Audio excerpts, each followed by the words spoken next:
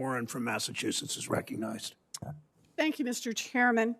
So, as you know, in the early 2000s, the Fed stood by and failed to use its authorities to regulate and supervise the biggest banks in this country. And the result was a financial crash that cost millions of families their jobs, millions their homes, millions their savings. That's why I believe that vigilant regulation is an essential part of the Fed's job. Chair Powell, you recently stated that it would be appropriate, quote, for a new person to come in and look at the current state of regulation and supervision and suggest appropriate changes, end quote. Is that still your position? Yes, it is. The press also reported this as your agreement to defer to the vice chair for supervision. So I want to ask you a specific example of how that deference would work in practice.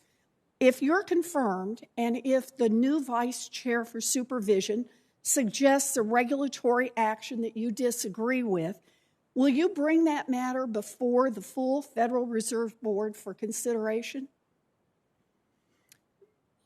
So let me just say that what the law does is the law gives the vice chair for supervision the authority to set the regulatory and supervisory agenda. And I would expect to have a perfectly normal, good, constructive working relationship with a new vice chair for supervision. I would not see myself as stopping those kind of proposals from reaching the board, since the law seems to indicate that that's the job of the vice chair for supervision. Good. I'm just trying to be clear on your understanding of it. So you would bring that before the full board for consideration, even if you personally disagree? You know, that'd be my general intent, yes. Okay. I can't cover every possible conceivable situation, but yes, that's my understanding of how this is the only other office that has specific legislative grant is the vice chair for supervision, and that's what the job is. Okay, I appreciate that. So you're saying you would do it, and you would actually feel like you were legally bound to do it? I say that the law, that's how I read the law. Okay.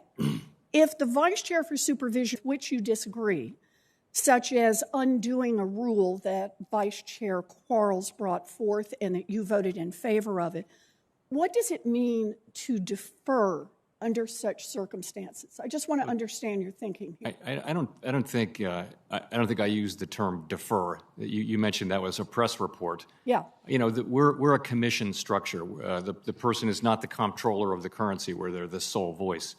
Every vice chair for supervision and those who held the job before there was a formal job, they have to convince the other members of the board, and that's how it works, and that's how I would expect it to work going forward. And I appreciate that, but your specific language was that you would respect that authority, which is, I believe, why many in the press interpreted that as defer, and that's why I'm trying to understand what respect that authority, those were your words, means. You know, I would say a couple of things. First, respect the authority to bring these proposals. I also think a person who arrives nominated by the president, confirmed by this body, with particular views, I would say that person is entitled to a degree of deference, but I wouldn't overstate that. The person still will have to convince the members of the board to vote for whatever that person is proposing. Okay, and then if I can, just one more example.